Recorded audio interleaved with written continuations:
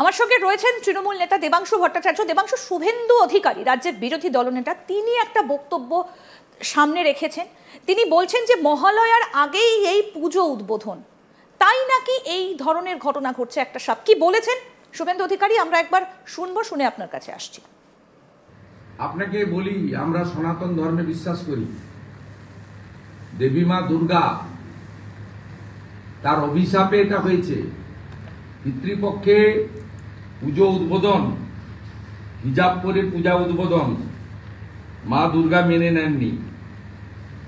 খুব পরিষ্কারভাবে আপনাদের বলছি, শনিবার দিন পিতৃপক্ষে যে 3টে পুজো উনি উদ্বোধন করেছিলেন, তার মধ্যে হাতিবাগানে হিজাব পরে, বৃষ্টি পড়লে ছাতা মাথায় রাখতো, কান বের করে রেখে কেউ বৃষ্টি আটকায় না। শ্রীভূমি স্পোর্টিং হাতিবাগান সার্বজনীন টালা প্রত্যয়, এই মুহূর্তে ক্যামেরা পাঠান, থই থই করছে জলে। সর্বশক্তিমান।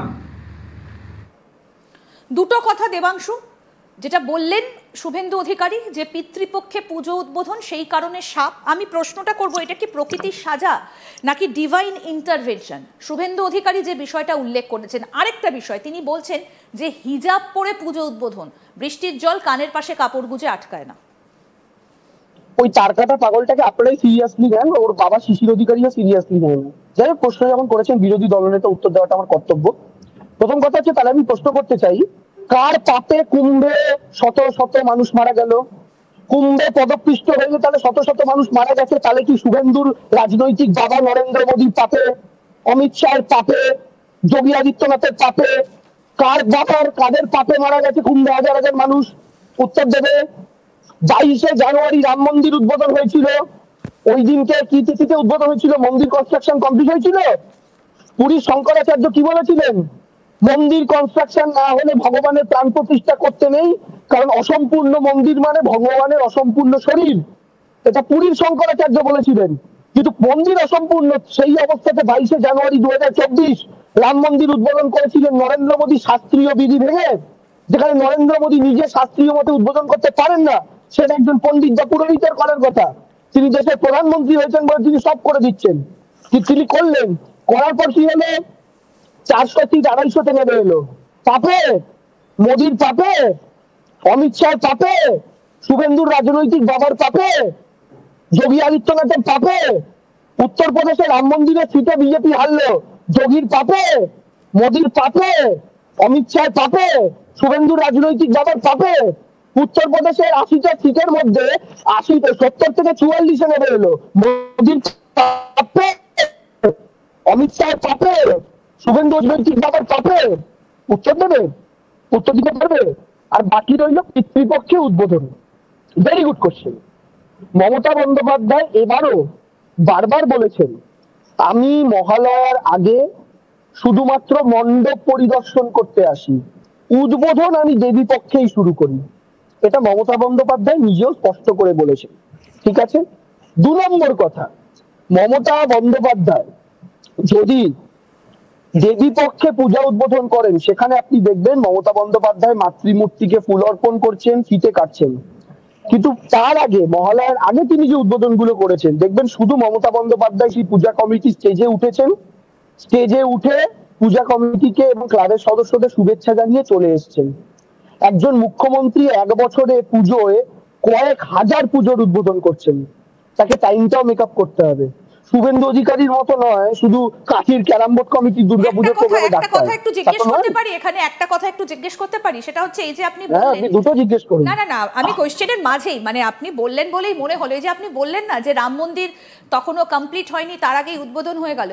কিন্তু দেবাংশু, আমরা যেটা দেখেছিলাম যে মহালয়ার দিনও কিন্তু প্যান্ডেলগুলো কমপ্লিট হয়নি আর কি, তার মধ্যেই প্যান্ডেল পরিদর্শন, প্যান্ডেল উদ্বোধন, মানে কি একই কাছাকাছি না? না না না না, পরিদর্শনই সামথিং নেই। আপনি ম্যাডাম খুব ভালো মতো, আপনি মন্দির উদ্বোধন করা একটু কাছাকাছি হয়ে গেল না? আমি বলছি না না না, আপনি হয়তো হিন্দু বাড়ির একজন মেয়ে হিসাবে আপনার এটা জানা উচিত বা জানার কথা, আমার বিশেষ আপনি জানেনও। সেটা হচ্ছে, যতক্ষণ না মূর্তিতে প্রাণ প্রতিষ্ঠা হচ্ছে তখন সেটাকে পুজো করা যায় না, তাই তো? নরেন্দ্র মোদী 22শে জানুয়ারি রামলালার মূর্তির প্রাণ প্রতিষ্ঠা করেছিলেন, কিন্তু দুর্গাপুজোর কলকাতার প্যান্ডেল গুলো এখনো মূর্তির প্রাণ প্রতিষ্ঠা হয়নি। তাহলে ওটা ষষ্ঠীর দিন বোধনের পরে। যদি শুনুন চক্ষুদানি না হয় তাহলে ষষ্ঠীর দিন প্রাণ প্রতিষ্ঠা হবে। ষষ্ঠীর দিন মায়ের বোধন আবাহনের পরে বৈদিক মন্ত্রোচ্চারণের মাধ্যমে প্রাণ প্রতিষ্ঠা হয়। নরেন্দ্র মোদী যে 22শে জানুয়ারি প্রাণ প্রতিষ্ঠা করেছিলেন, ওই প্রাণ প্রতিষ্ঠাটা করেছিলেন অসম্পূর্ণ মন্দিরে, অর্থাৎ ছাদ খোলা, কিন্তু রামলালার প্রাণ প্রতিষ্ঠা হয়েছিল, তাই পাপ ছিল ওটা। আর মমতা বন্দ্যোপাধ্যায় মা দুর্গার পুজো শুরু করে দেননি, প্যান্ডেল ঘুরতে গেছেন, প্যান্ডেল দেখতে গেছেন, তখনও মা দুর্গার প্রাণ প্রতিষ্ঠা হয়নি। অর্থাৎ শাস্ত্রীয় মতে কোনো উপাচার শুরুই হয়নি, মানে ওইখানে জাস্ট মা দুর্গার বাড়িটার, মানে ওইখানটাতে একটু ফাঁক থেকে গেছে আর কি। এখানে তো ধর্মের অবমাননাই হয়নি, কারণ মায়ের তো প্রাণ প্রতিষ্ঠাই হয়নি। আচ্ছা, ফলে অসম্পূর্ণ প্যান্ডেলে মায়ের প্রাণ প্রতিষ্ঠা তো আপনি বলতে পারবেন না, কারণ প্যান্ডেলও যেমন অসম্পূর্ণ তেমন মায়ের তো প্রাণ প্রতিষ্ঠা হয়নি। প্রাণ প্রতিষ্ঠা তো হবে ষষ্ঠীতে। প্লাস মমতা বন্দ্যোপাধ্যায় তো মণ্ডপ উদ্বোধন করতে যায়নি, মণ্ডপ দেখতে গেছেন। মমতা বন্দ্যোপাধ্যায় আছে, আমি যদি বলি আমাদের 21শে জুলাই প্রোগ্রামটাকে আমি যদি একটা মণ্ডপ হিসাবে ধরি, ধরুন এটা তো কোনো ধর্মীয় উৎসব না, একটা প্যান্ডেল হয়, যে কোনো রাজনৈতিক দলের কাছেই একটা তাদের বড় প্রোগ্রাম, একটা দিন, আমাদের কাছে শোকের দিন হলেও একটা তো বড় প্রোগ্রামের দিন। আপনি দেখবেন মমতা বন্দ্যোপাধ্যায় প্রত্যেকবার 21শে জুলাইয়ের আগের দিন 20শে জুলাই বিকেল বেলা 21শে জুলাইয়ের প্যান্ডেলটা পরিদর্শন করতে আসেন, কিভাবে হয়েছে না হয়েছে, সব ঠিকঠাক হচ্ছে কিনা। এটা মমতা বন্দ্যোপাধ্যায়ের ক্যারেক্টার, এটা মমতা বন্দ্যোপাধ্যায়ের চরিত্র, এটাই মমতা বন্দ্যোপাধ্যায়। মমতা বন্দ্যোপাধ্যায় শুধুমাত্র ওই স্টেজে উঠে সাজুগুজু করে গলায় উত্তরীয় পরে বাকি নেতা নেত্রীদের মতো ওই জিনিস করেন না। মমতা বন্দ্যোপাধ্যায় যেটা শুরু থেকে শেষ পর্যন্ত থাকেন, এটাই মমতা। আপনি শুরুতে জিজ্ঞেস করছিলেন না যে মমতা বন্দ্যোপাধ্যায় কি চরিত্র, চিন্তা ভাবনা, আমি বললাম আপনাকে সাইকিয়াট্রিস্ট ডাকুন, তারা বিশ্লেষণ করে আপনাদের যদি আলোচনার সুবিধা করে দেয়। আমি এটাই মমতা বন্দ্যোপাধ্যায়। সেই জায়গা থেকে আমি পরের প্রশ্নটা যাই এবার। পরের প্রশ্নটা হচ্ছে যে বারবার তো আমরা দেখি মুখ্যমন্ত্রীকে একটা অভিযোগ করতে, তিনি অভিযোগ করেন যে ডিভিসি ছাড়া জলে বন্যা হয় এবং বিভিন্ন জায়গায় জল ঢুকে পড়ে। এমনকি নিন্দুকেরা বা বিরোধীরা একথাও বলে যে উনি নাকি এই জলের জন্য বারবার করে অজুহাত খোঁজেন এবং তারপরে হয়তো পরের বার কখনো উনি বলবেন যে রাশিয়া থেকে বা চীন থেকেও হয়তো জল ঢুকছে। প্রশ্নটা এখানেই, কালকে তো কলকাতায় প্রবল জল ঢুকে গেল এবং প্রবল জল ঢুকেছে, উনি জল ঢুকুক আর যাই ঢুকুক পুজোটা উনি উদ্বোধন করে যাবেন, মানে জলে দাঁড়িয়ে হলেও পুজোটা উদ্বোধন করতে হবে।